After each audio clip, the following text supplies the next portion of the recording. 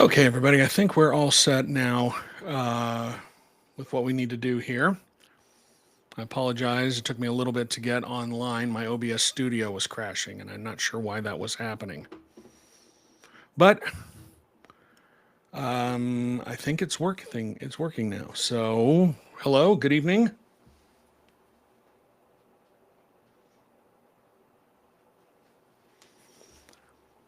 Hello, good evening. My name is Brian Schott. I am the publisher and managing editor of UtahPoliticalWatch.com and an independent journalist who has been covering Utah politics for more than 25 years. I write at Utah Political Watch. That is utahpolitics.news. You can sign up for my newsletter for free there. We got a lot to talk about tonight. I want to hear your questions. I want to hear your comments. You can leave it in the chat. We're live tonight on YouTube, on Instagram, TikTok, and Twitch. Had a little bit of a problem with connecting with Facebook tonight. Not sure why it wasn't allowing me to do that. But I do want to hear what's on your mind tonight, as we are less than a week away now from the Utah legislature joining into or coming together in a special session on redistricting. And it's still up in the air what they're going to do, but I'm pretty sure that what they're the main thing that they'll probably do, or at least they're looking at it right now, at least what I'm told, is that they are considering moving the filing dates for candidates. Normally, candidates can start filing for office on January 2nd, and the filing period is open for a week. They may move that to give them more time to have their appeal go through the courts. And I wouldn't see why that would be a problem. I mean, they can just go back to the old system, which, well, it might be difficult to go back to the old system for congressional candidates, but there used to be that signature gathering candidates could file for office on the 2nd of January, and then everybody the actual filing period happened right after the legislative session, so they could move it back then. It would impact the ability of people to gather signatures, especially if they are able to change the maps, because no one would know where they are running in the congressional districts. So that would really hurt their ability to get signatures to get on the ballot. But that's certainly something that they can do.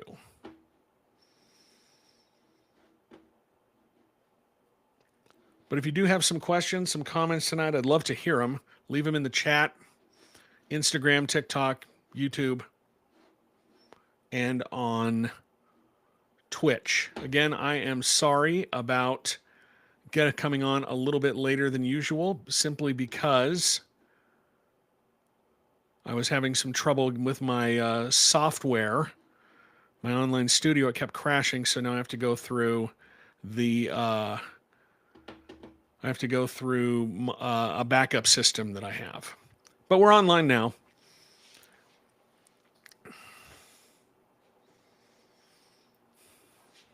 Again, I know people are just starting to cycle into everything, but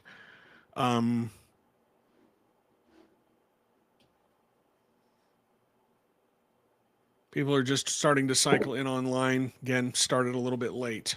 But we have a special legislative session on redistricting next week, and that is on the 9th, on Tuesday.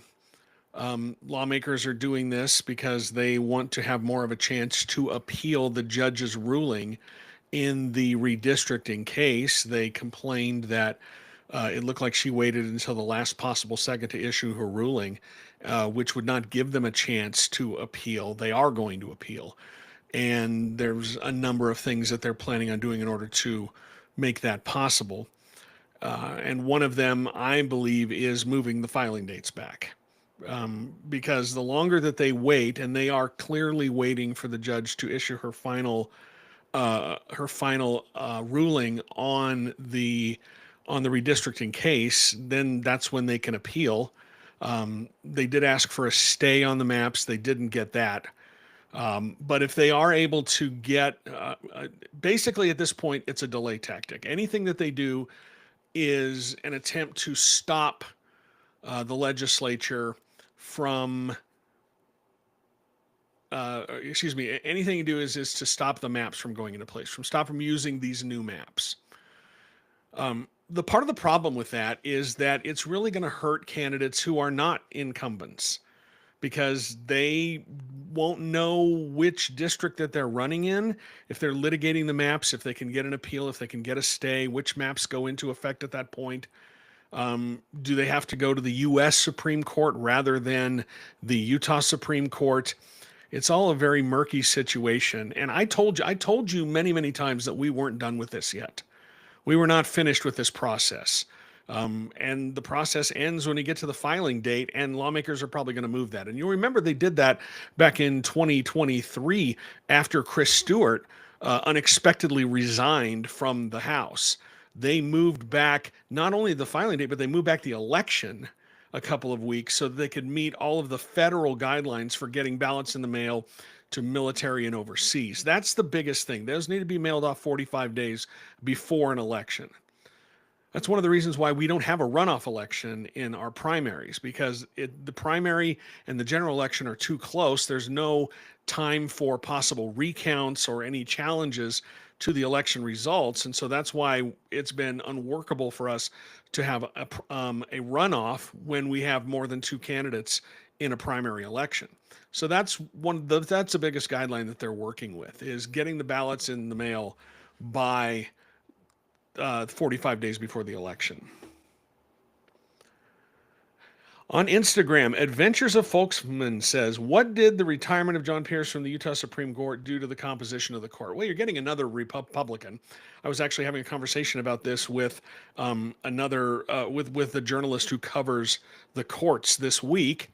I won't tell you who it is. It was an off-the-record conversation, but you'll probably see their article on this come out later this week or sometime next week. But you're getting another Republican, and that's one of the things that I don't understand about the legislature's criticisms of the judiciary, claiming that they're liberal and they're activists. They were appointed by Republicans. The last, we haven't had a Democratic governor in decades. Now, sure, there's a commission that forwards nominees, but it's ultimately the governor, the Republican governor, who makes the pick. So that's why I don't understand that criticism. That criticism that this judge is a judicial activist, that this judge is liberal and implementing a liberal map, that is a map that is an argument that is designed for people who are not politically savvy. That's just the easy way to put that there.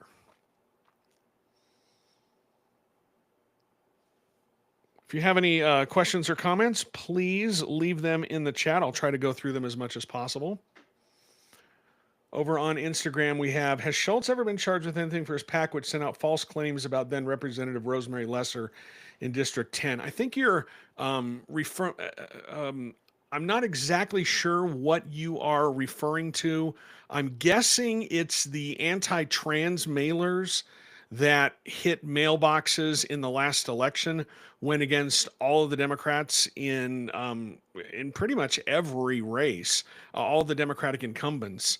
And that was funded by an organization. It was a PAC that it's not Schultz's PAC. That's the issue. The PAC was set up as a corporation, I believe, in Delaware. I did the initial reporting on this. And this PAC was set up as a corporation. Now, Schultz was the only donor to the PAC. He was the one who funded these mailers that went out. And when I reached his Democratic colleagues and asked them about this, they were surprised to find out it was him, that he was the one behind it. But will he suffer any consequences? There's really not a lot of consequences. Utah, the penalties for violating election law in the state, particularly campaign finance, are mostly a slap on the wrist. fines in the hundreds of dollars at the most. The biggest problem is not filing a report. If you miss the deadline to file a report, you are kicked off the ballot. That's the biggest consequence for violating campaign finance laws. So probably no, we're not going to see any consequences for Schultz. What he did was shady, absolutely. But he set up this PAC that came in, and this PAC that came in was formed as a corporation. There was a corporation behind it, so we don't really know who the person was. I hope that answers your questions. I hope that's what that's what you were referring to. Punk Rock Mayor SLC says, at what point is this considered legislative election interference? I get the sentiment behind that, but it's not, right? As they like to say, it's not a democracy, it's a republic, which is a stupid argument if you actually know why that word was used when they wrote the Constitution. But anyway, this is well within their prerogative to do that, to move the filing dates. They can do all of this. They are the duly elected representatives of the state, and they've got the governor who's willing to go along with it. There's no danger that what they're going to do is going to be vetoed. In fact, they've pretty much decided what they're going to do, and whatever they do, it's whatever comes to the floor, it's done. By the time we get to the bills being introduced and doing this in a special session, it changes the process so much. Normally a bill has to have 2 committee hearings, giving the public 2 chances to weigh in on it. Anything done in a special session gets 1, because they have interim committees, which are made up of both members of the House and the Senate. So there's only going to be 1 hearing about whatever bill comes in. And there's nothing stopping them from changing the legislation, making wholesale changes to it once it gets to the floor. That's what happened with Senate Bill 1011 during the last session, the one from Senator Brady Brammer that tried to rig the game on which map the judge could pick. That went through a committee hearing, and then the bill that was actually voted on the floor, they made some significant changes to it right before it hit the floor. But that's the process we have set up here. So they're allowed to do all that stuff. M. Gallaty on Instagram. It's not a democracy, it's a republic. Is like saying it's not a vehicle, it's a car. I agree with that. That's well put. Well put. So whatever happens in the special session next week, they've pretty much decided the broad outlines of what they're going to do. They don't want to talk about it publicly because it gives people more of a chance to oppose it. They just want to get it done, get it through, and avoid as much public backlash as possible.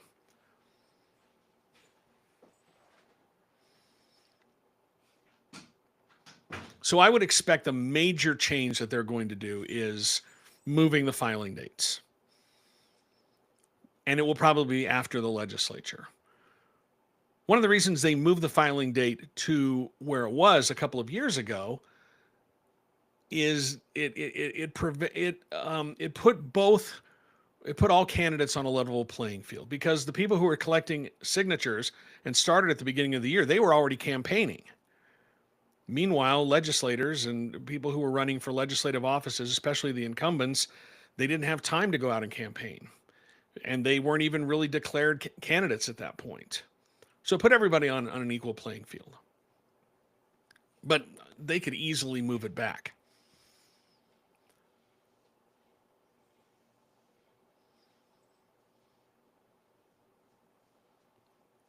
Remember, leave your questions in the chat. I'll try to get to them as much as possible. I want to talk a little bit about this. I've been doing some reporting As you know, the Utah Republican Party is out collecting signatures to put their repeal of Prop 4, the gerrymandering measure, on the ballot in 2026. They need to get 140,000, just north of 140,000 signatures by February 5th.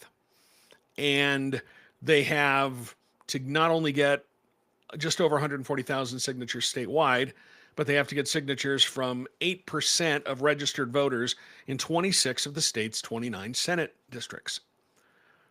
And as I've been reporting, there is one funder, one donor to this entire operation who has pumped more than $4.3 million into it so far.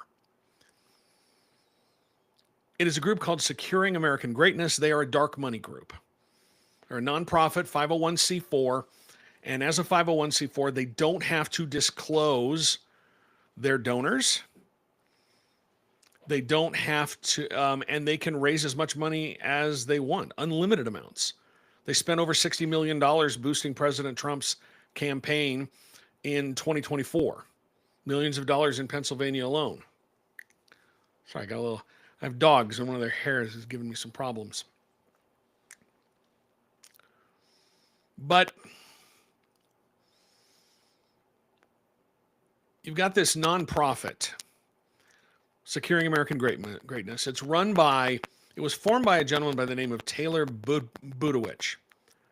And when I reported that this is connected to Trump's political machine, it absolutely is, because Taylor Budowich was the assistant director of communications for the White House when Trump first went into office in his second term. And then he just left a couple of months ago to go back to running this Securing American Greatness. And they've been involved in the redistricting battle in Missouri. Voters there are trying to collect signatures to overturn the maps that the Republican legislature passed. And they've given $1 million there. But they've already pumped at least $4.3 million into Utah. And think about that when you hear lawmakers talking about the fact that, or scaremongering their constant boogeyman that outside groups are going to pump millions of dollars into the state to pass these ballot initiatives. That's exactly what's happening here. Exactly. This is the same scenario. But they just happen to be aligned. It's something that they want to do anyway. So they don't really have a problem with it. But anybody else, that's a huge problem. And you hear people saying, well, what about the money? What about the outside money that came in for Prop 4? This is already more money raised for the signature gathering effort than the entire 2-year span of the Prop 4 group. It's more money than was raised to put medical cannabis and Medicaid expansion on the ballot in 2018 as well. It's probably the largest amount of money spent on a ballot initiative in the state's history, at least as far as I could find. It's not as much money as the 2007 battle over vouchers. Lawmakers that year passed the nation's first universal voucher program. Groups led by the Utah Education Association mobilized, got signatures, got a referendum. This was different than a ballot initiative. It was a referendum. Got enough signatures to put it on the ballot, and it lost. But the pro-voucher side spent over $5 million. Most of that money came from Patrick Byrne, who was then the chairman of Overstock.com. This was one of his big hobby horses.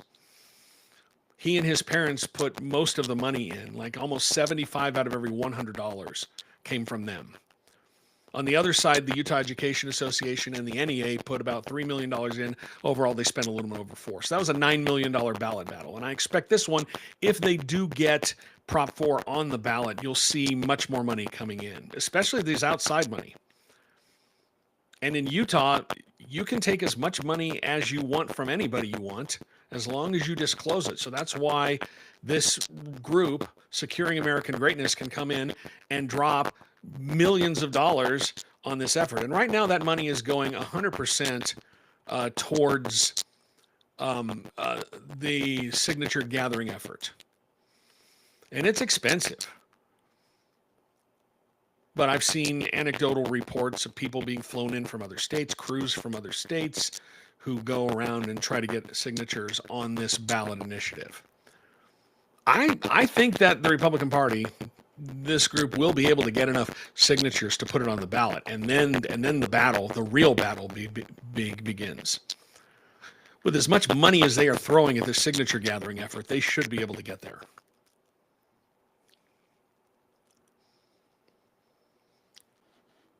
Let's see. Trying to get through some of the other questions.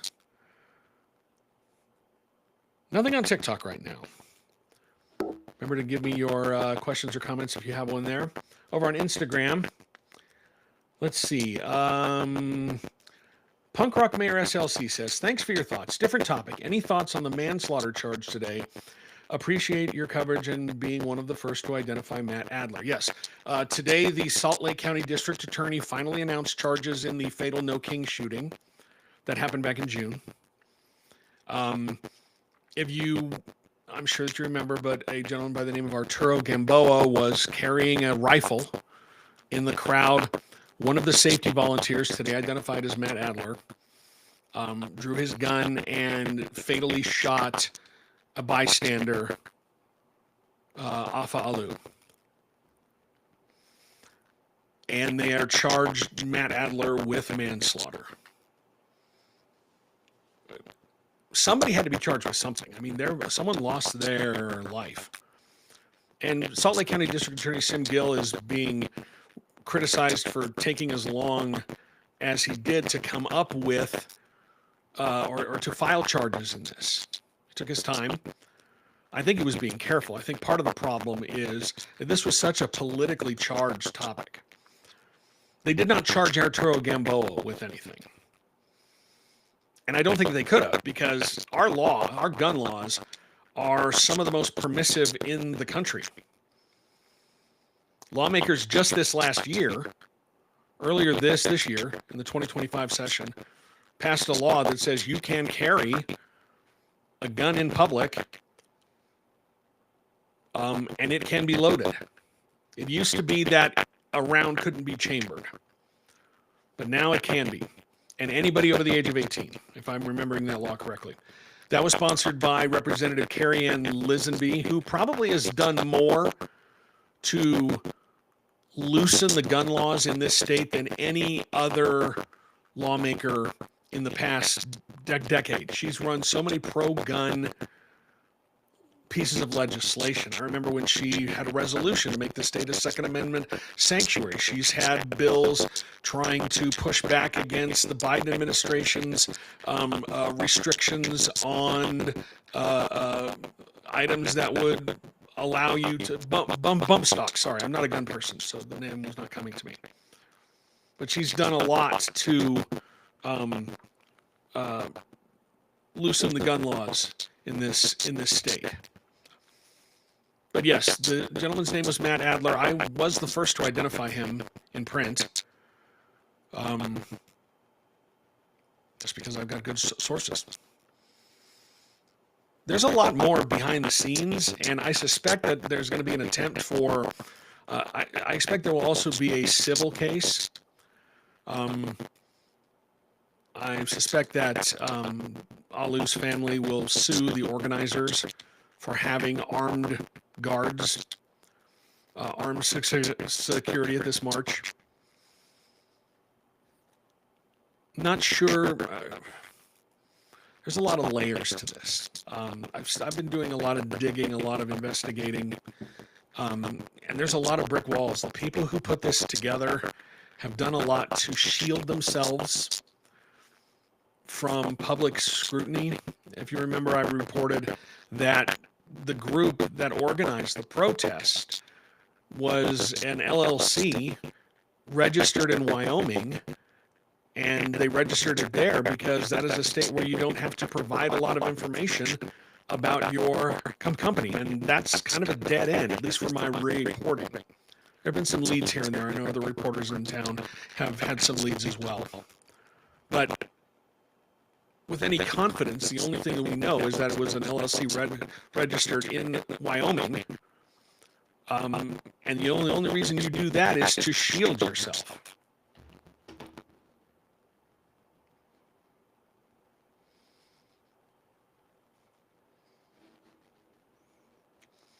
All right. Other questions, leave them in the chat. Kathy has had a number of questions. And I know Kathy is one of my subscribers at Utah Political Watch. Thank you for being a subscriber, Kathy. Let me try to get to what we have here. How is Blake Moore connected to Better Boundaries at first? He was part of the group that tried to get it on the ballot. He was part of the organizing group. It's just as simple as that. Now he's getting a lot of criticisms for that. But yes, he was one of the people who got it on the ballot.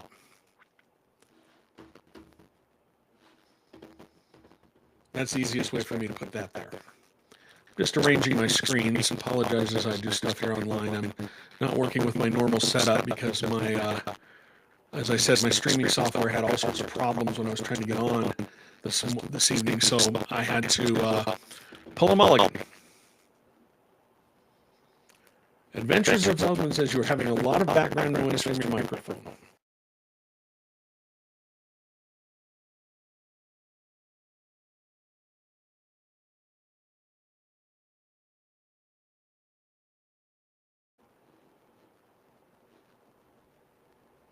Not sure why that is happening. Let me back up on the gain a little bit. Spent a lot of time today trying to work out the problems that I had with my microphone. Hopefully that'll fix some of it.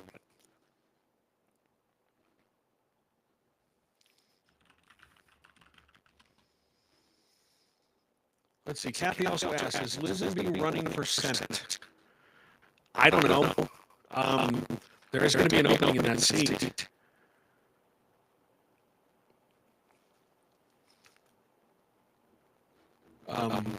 Lots of static. I thought I had fixed that.